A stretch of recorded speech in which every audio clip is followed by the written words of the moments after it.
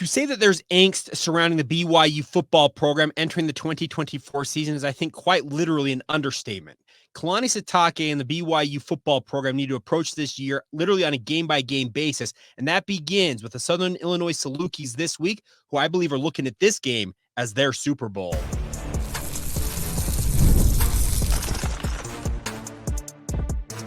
You are Locked On Cougars, your daily podcast on the BYU Cougars, part of the Locked On Podcast Network, your team every day. What is up, everybody? I'm Jake Hatch, your host here on Locked On Cougars, resident BYU insider. Thank you for making Locked On Cougars your first listen and or view of the day, and a big thank you to all of you who are everydayers with us right here on your original daily podcast focused on the BYU Cougars. Today's show is brought to you by our friends over at Ultimate GM. They have a brand new game called Ultimate College Football HC. It's a brand new mobile game that is completely free, has no ads, and is 100% playable offline. Use the promo code LOCKEDONCFB, all caps, inside the game store to receive a free boost to your program, and you can begin your coaching legacy digitally today. All right, let's talk BYU football. We have made it, everybody. Welcome officially to BYU Game Week. 270 some odd days since the national championship was played. If you want to go all the way back to BYU's final game, it's somewhere around 300 days since the Cougars were back in action. It's crazy to think we've made it all the way through, but the pipe that we've kind of been traveling down is coming to full focus. The Southern Illnois Salukis are coming up on Saturday evening, 6 o'clock kickoff there at LaVell Edwards Stadium. I, for one, cannot wait. I don't think any of you are feeling any different about this. But as I mentioned in the open of today's show, there is a lot of angst, and that's the term I use because I think it's absolutely applicable here about this BYU football program. There are many questions surrounding this BYU football team. Kalani Sitake obviously has got people saying that, is he really the guy for BYU? Aaron Roderick, can he get the BYU offense back to being what it was when he had quarterbacks like Jaren Hall and Zach Wilson, who, by the way, showed out over the weekend in the NFL?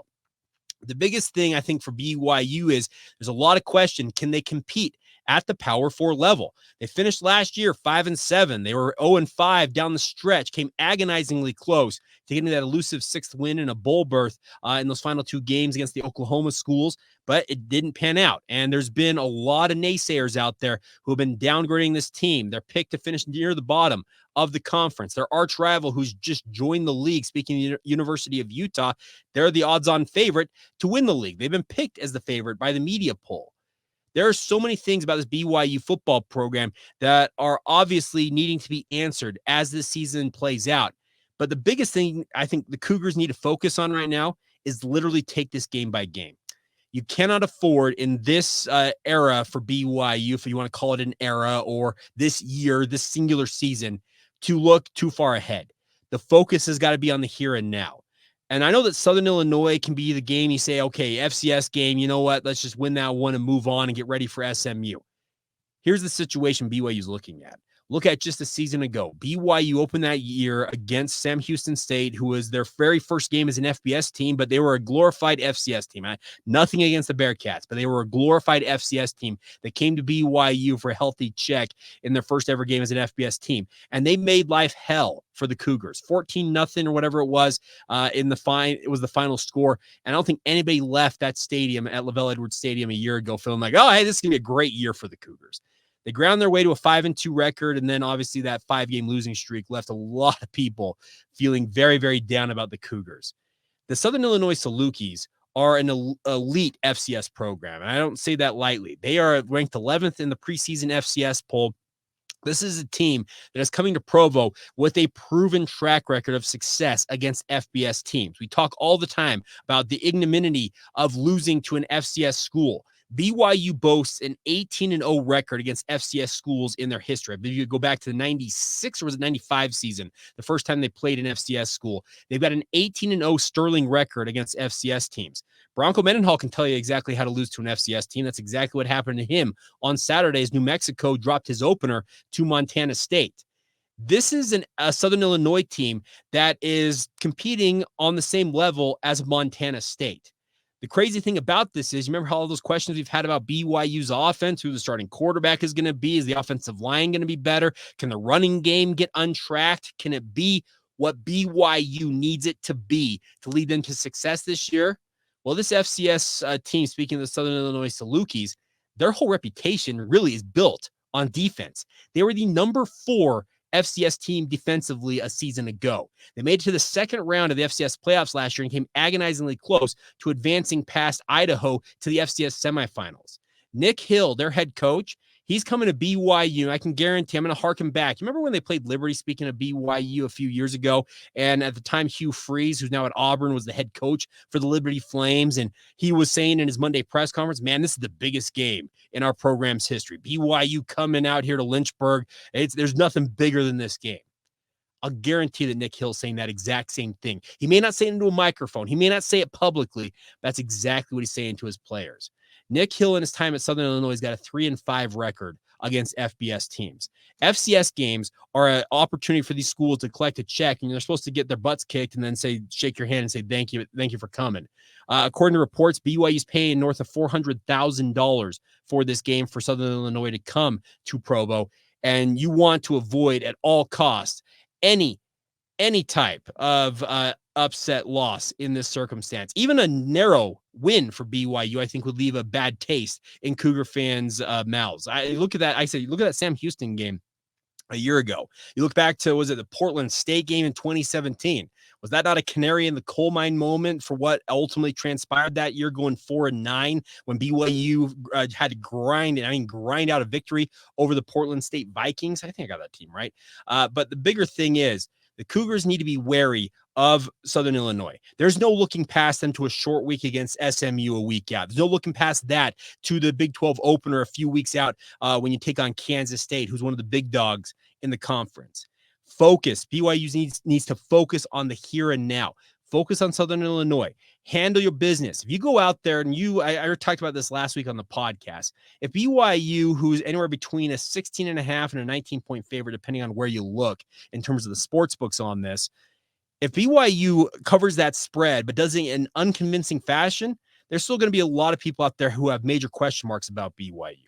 Now, if the Cougars can go out there and let's say Jake Retzlaff, who I believe, I'll say it right now on the record, I believe that Jake Retzlaff will be BYU starting quarterback this Saturday. You can denigrate me and take me to the woodshed if I'm wrong about that, but I've got a pretty good authority. I think that it's Jake Retzlaff who's going to be the guy for the Cougars at this point. But if he goes out there and leads BYU to a 40-point performance and they hold SIU, let's say, to 14 points, let's say 40-14 is the final score, I think that'd be satisfying enough for BYU fans to be intrigued about what's going to happen against SMU. You figure out what you need to do this week to handle Southern Illinois, and then you worry about SMU. There can be no look-ahead letdowns for BYU this season. And if you know that reference, you know exactly what podcast it comes from. It's a favorite of mine. But the bigger point to be made here is BYU has a ton of question marks surrounding this football program, and the only way to answer many of those questions is to literally narrow in your focus and focus literally game by game.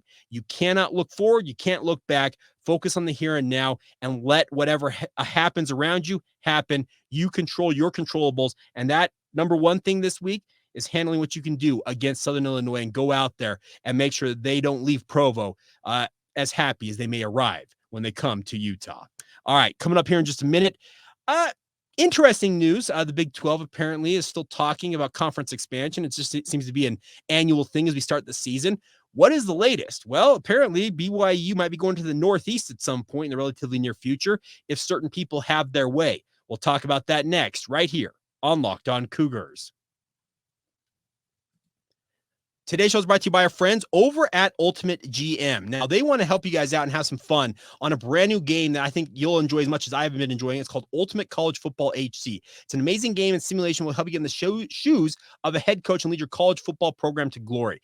Think about it this way. Any of you have played EA Sports college football, any version of it, think of it as kind of the non-game version of Dynasty mode. You get to control every aspect of your college football program, from recruiting players to hiring coaching staff to overseeing training camps and handling the school's scholarships. And oh, by the way, you control every crucial detail of your program, and it's all in your hands. And then once you're in game, you get to pick the offensive plays during the game, and your strategy will not only determine the success of your football season, but also shape the future and legacy of your program. The best part is Ultimate College Football HC is completely free, has no ads, and 100% playable offline. You can play on the go as you want and when you want. Of course, we have a special offer for all of you Locked On Cougars listeners. Use the promo code Locked On CFB, all caps, inside the game to receive a free boost to your program. Get your legacy off to a good start. Make sure to take advantage of this perk, as it'll help you get your team off to a strong start in the game. Once again, download the game, visit ultimate-cfb.com. That's ultimate-cfb.com online, or look it up on the App Store. It's called Ultimate College Football HC,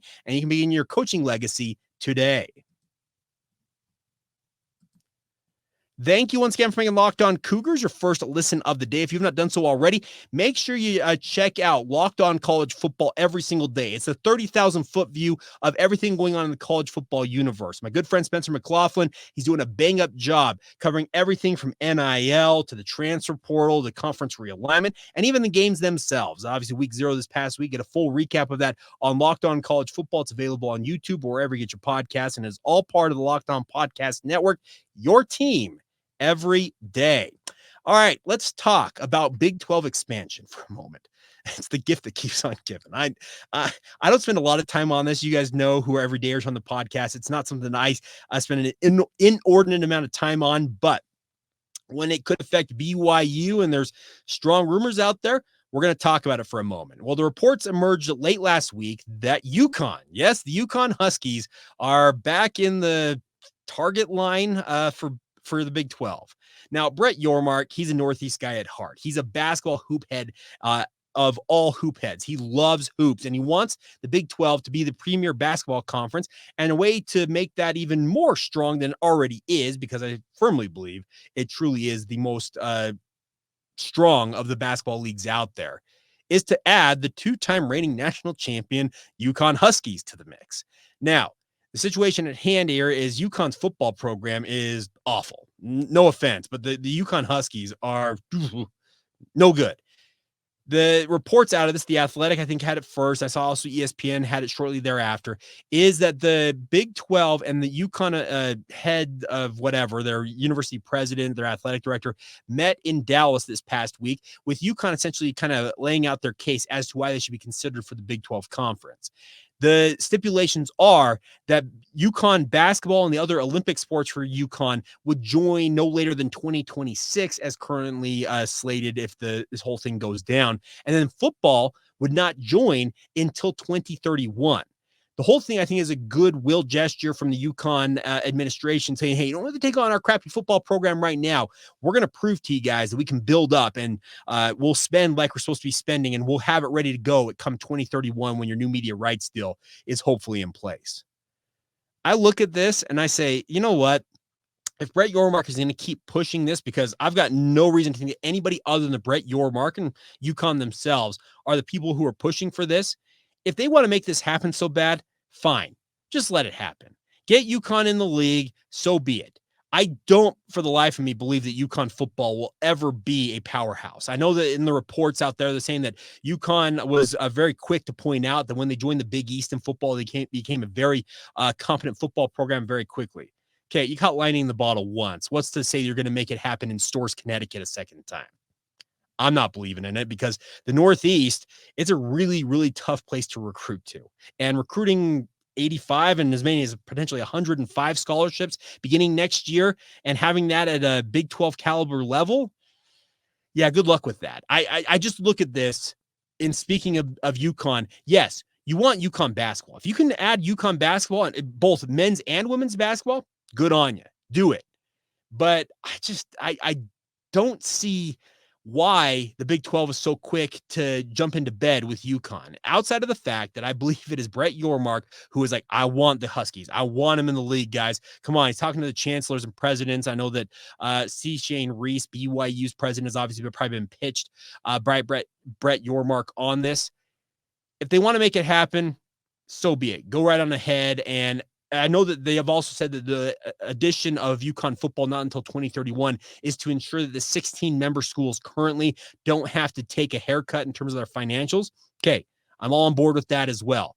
I just look at this and I'm like, how many mouths do you really need to add to the pot to feed? And let's be real. Once UConn, if they get inside the club, how quickly are they going to start making demands that maybe the Big 12 is not very open to saying, yeah, okay, we're okay with that.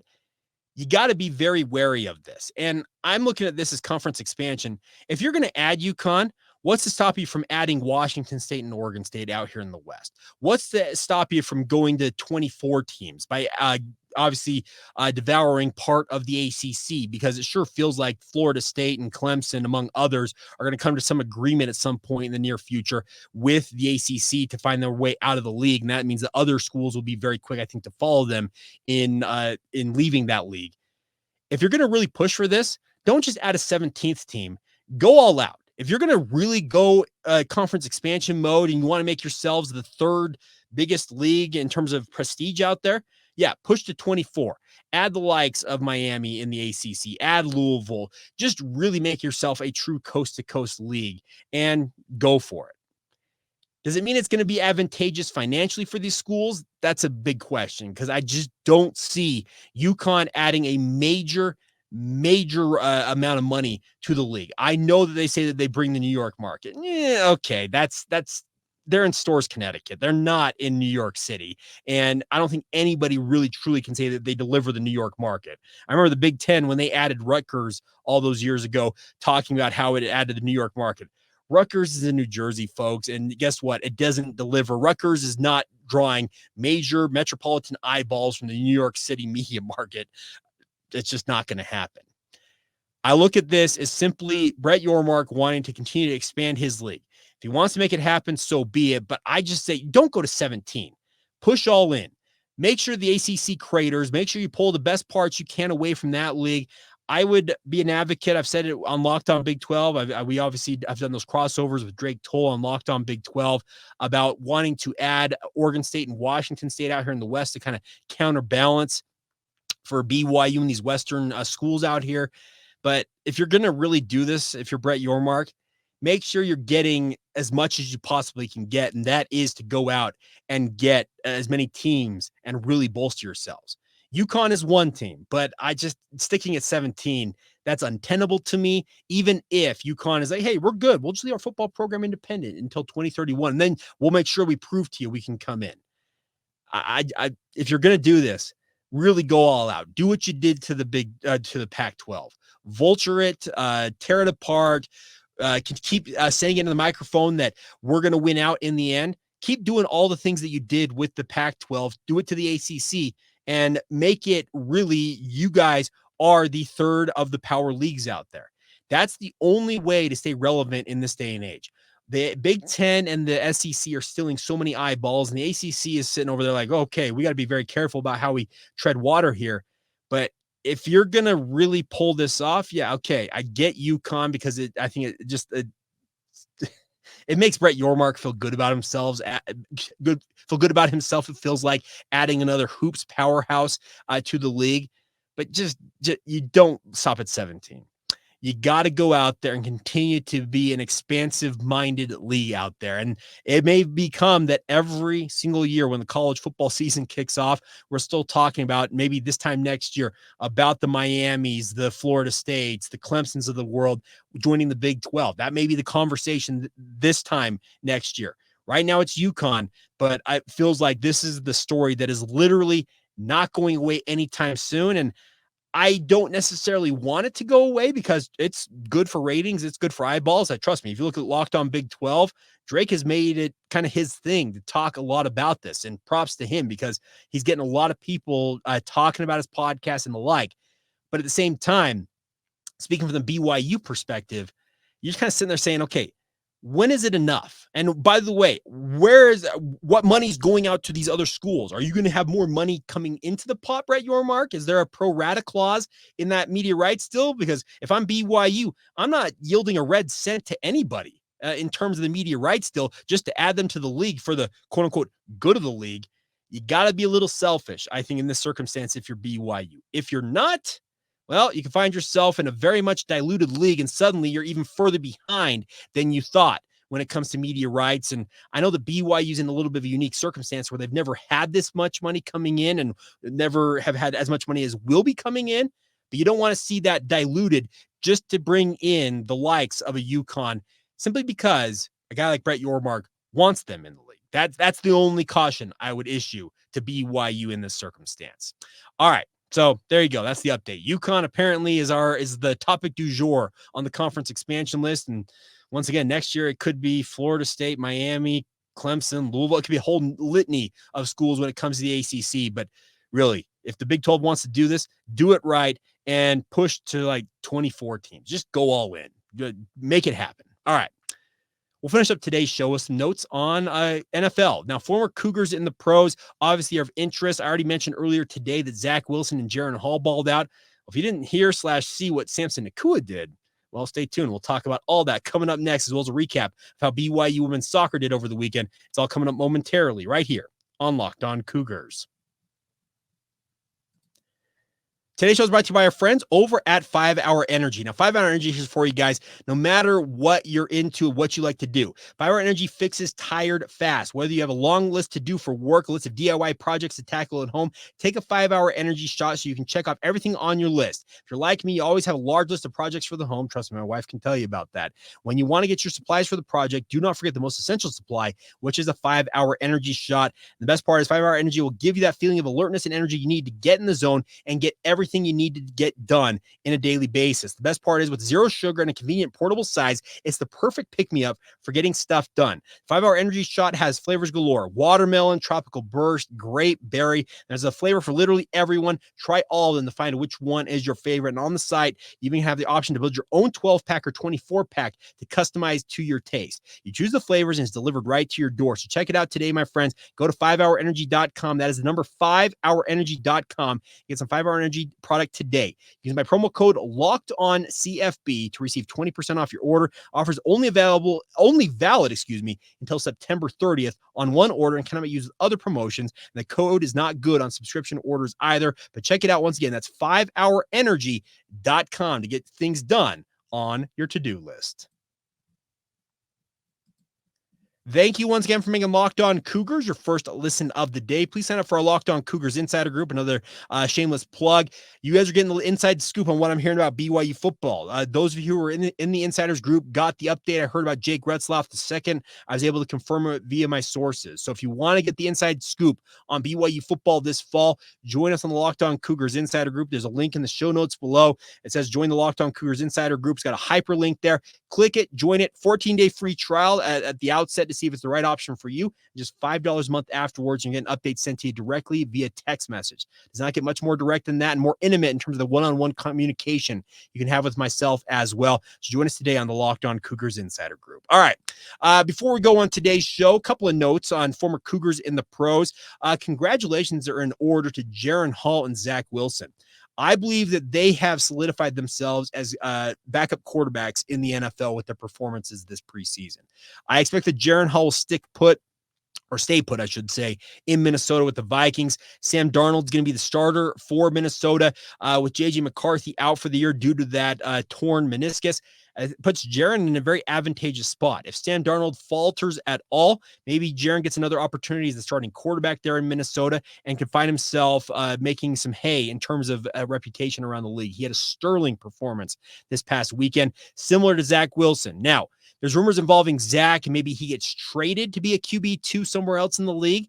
I've got a thought that he sticks around in Denver. That's my personal opinion. I think that what Sean Payton saw in Zach when he brought him to Denver is exactly what he's seeing right now from Zach's performances in the preseason. I thought yesterday he was absolutely lights out against the Arizona Cardinals, really looked in full control of this offense, and they're going to have Bo Nix be their starter. And that was much expected when Bo Nix was drafted by Denver in the NFL draft. But I look at Zach, and he's making good on the bet that he made on himself going there to Denver. Now, Jarrett Stidham is also in the mix there as the QB2, and Zach could start as QB3, but I think regardless, if Zach gets traded or not, he's going to find himself in a pretty good spot because I think he's proven that, hey, maybe it's just the Jets that, are a joke and screwed him over. But that's my personal opinion. I just don't see the Jets doing anything. And maybe Aaron Rodgers can elevate them, but Aaron's going to have to do it. It's not anything that the Jets have done that feels like to me that they're going to get the job done. But hey, TBD. Other cool things that happened over the weekend. I think that Samson Nacua, there was some thought out there, and I agree with this, that like what Puka Nacua did last year for the Los Angeles Rams had people saying, hey, is there another Nacua brother out there we could bring in? And the New Orleans Saints said, hey, we got this kid. His name's Samson Nacua. He's the older brother of Puka. He's a wide receiver. Let's bring him in. Well, Puka was about as close as you get to having a kick six. They returned 106 yards for the New Orleans Saints yesterday. A way to make an NFL roster is to prove your worth on special teams. And I know that kick sixes, when it's a long field goal that comes up short and you run it back, it's not a traditional special teams play, but the fact that Samson Nacua proved his ability to return it like he did was absolutely thrilling fashion. He was knocked out just short of the goal line there. I think Samson Nacua might be finding his way, at least on the practice squad for New Orleans, but I hope he makes the active roster. And if he does, who's to say that Samson can't put a performance together that's a la his brother last year? Remember, Puka was lightly thought of a season ago and then just absolutely erupted onto the scene for the Los Angeles Rams. What a incredible debut season for him, Pro Bowl, all the honors that he got, much deserved. Can Samson recreate that? Maybe so. I don't think Samson's necessarily as naturally talented as Puka is, because I've watched Puka since he was in high school, and everything that Puka showed is absolutely lights out. But Samson is a very, very capable receiver in his own right, and really cool to see him do what he did yesterday. They did lose, speaking of the New Orleans Saints, to the Tennessee Titans, but with Taysom Hill on that roster, with Jamal Williams, can you add Samson Nacua to that list? And could the New Orleans Saints become BYU Bayou, for lack of a better term, this year? We'll find out. I'm looking forward to that. We did see that Keaton Slovis got cut by the Indianapolis Colts, so he'll be looking for his next opportunity. The good news is for Keaton, even if he doesn't latch on with another team in the NFL, he will have an opportunity to play in the UFL if he so desires. He was a second round pick in the United Football League draft, which is a spring league. So his playing days don't have to be over if he does not want them to be, because I would imagine he probably latches on with the practice squad this fall. And then maybe by the end of the season, he gets called up to an active roster. And then in the offseason for the NFL, he goes over and plays in the UFL and hopefully bolsters his resume when it comes to the NFL. We'll see what happens on that front. And then we already talked about it last week, Isaac Rex being picked up by the Los Angeles Chargers. I think that's really cool for him. I hope he's able to latch on, because the way he got picked up and the time he got picked up by the Chargers indicate that I think the LA is intent on keeping him around, whether it's the practice squad or via the active roster. Be cool to see him get a break, and obviously close to home. He grew up down there in Southern California, so we'll see what happens, but many more updates to come, I'm sure, on the BYU front when it comes to former Cougars and the pros, guys getting cut, guys getting elevated, guys like Caleb Hayes were claimed by the Broncos off waivers. There's a lot going on with the NFL as they cut down rosters this coming week, and we'll be sure to update you guys as stuff come along in coming days, because there's going to be a lot going on. The cut down from the 90 to the 53-man rosters, it's pretty crazy, but get ready for it, because there's going to be a lot of news, and we'll be sure to chronicle as much of it, if not all of it, right here on the podcast. Final word today goes to BYU women's soccer. They're still unbeaten on the season. They tied Long Beach State 1-1 on Saturday. They took a 1-0 lead in the second half, only to see the 49ers equalize late in the match. So BYU is still unbeaten on the year. They'll finish up their 3-match road trip on Wednesday when they're at UCLA. The Bruins are 4-0 to start the year. They've been absolutely lights out to start their season, but BYU still unbeaten. But a big opportunity on Wednesday night down at Wallace Annenberg Stadium in LA as they take on the UCLA Bruins. That's scheduled for an 8 p.m. Mountain Time start between the Bruins and the Cougars on Wednesday. All right, there you go. That's what I got for you guys on this Monday. Kalani Sitake has his weekly press conference coming up at noon today if you're watching this on Monday. So could we have a starting quarterback officially announced? Hopefully, but anything that we learn / hear, we will chronicle on tomorrow's podcast. And let's get ready, folks. It is game week. It is go time. And I, for one, I am excited to be doing this thing. It's been a long time coming to finally say it's game week here. So get ready for it. We'll have plenty of coverage for you guys in the days, weeks, and months ahead as we chronicle the BYU football season, and hope you guys will be along for the ride for all of it right here on Locked On Cougars.